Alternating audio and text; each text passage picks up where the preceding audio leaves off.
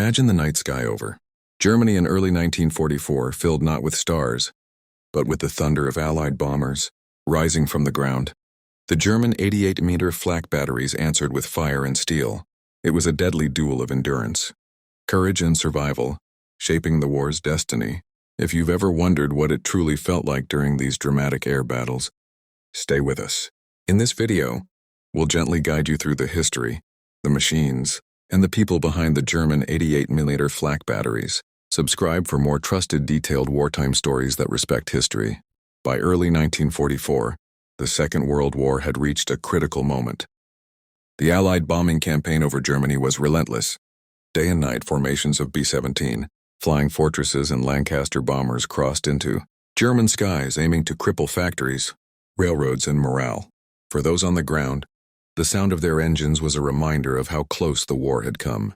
And against this vast aerial force stood one of Germany's most feared weapons, the 88-millimeter Flak gun, known simply as the 88 or 88. It had already earned a reputation in North Africa and on the Eastern Front, but in 1944, its primary battleground was the homeland, where thousands of civilians and soldiers depended on it to hold back destruction from above.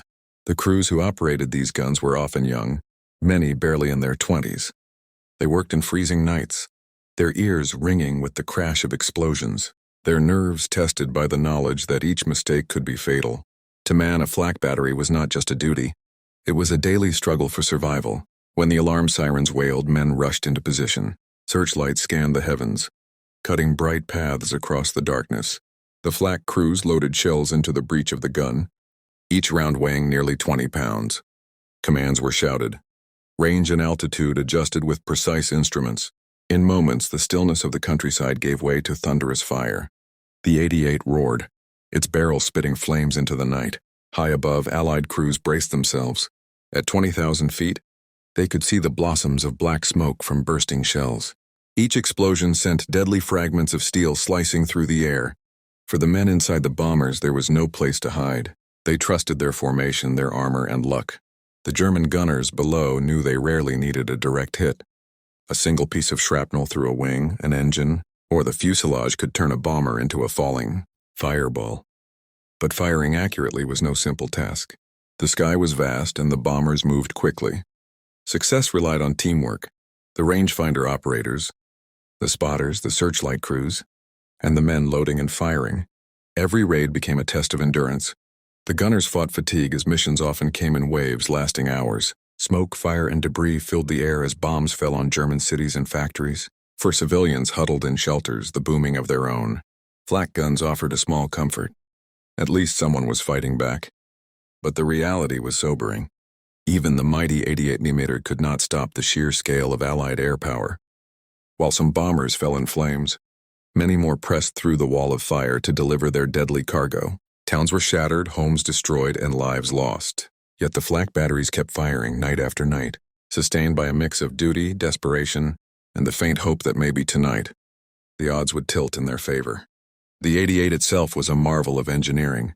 Originally designed as an anti-aircraft gun, it proved versatile enough to be used against tanks and fortifications. Its high muzzle velocity and powerful shells made it a fearsome weapon in almost any role.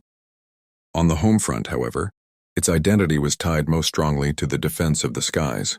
The sight of its long barrel pointed upward became a symbol of resistance, and for many of survival. Gunners described the weapon as both a friend and a burden.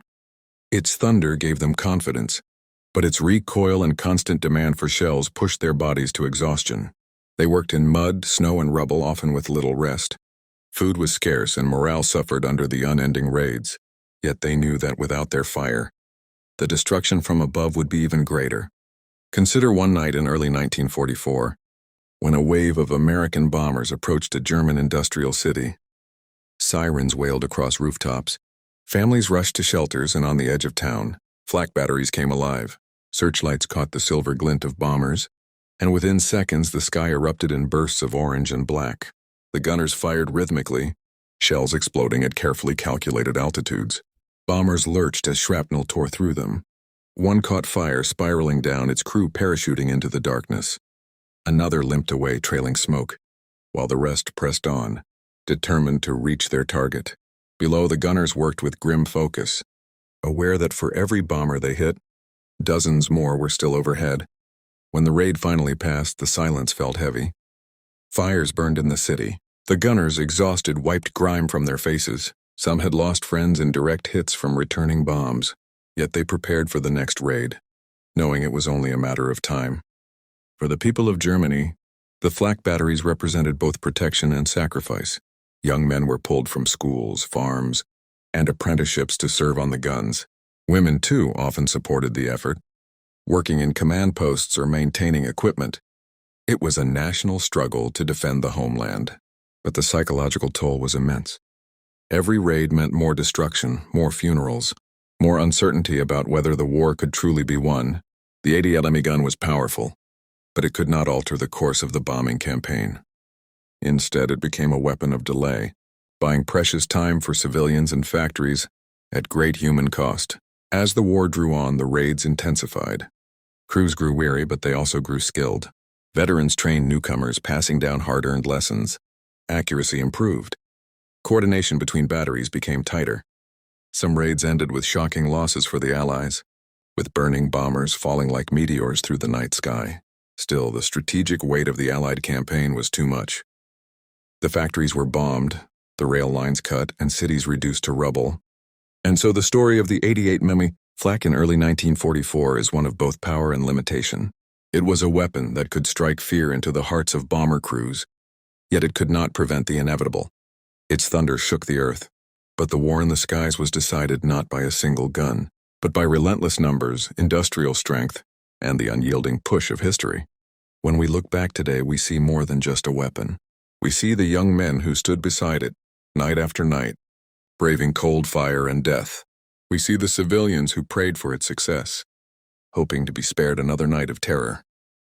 And we see the bomber crews who faced its fury from above, each side caught in a struggle larger than themselves.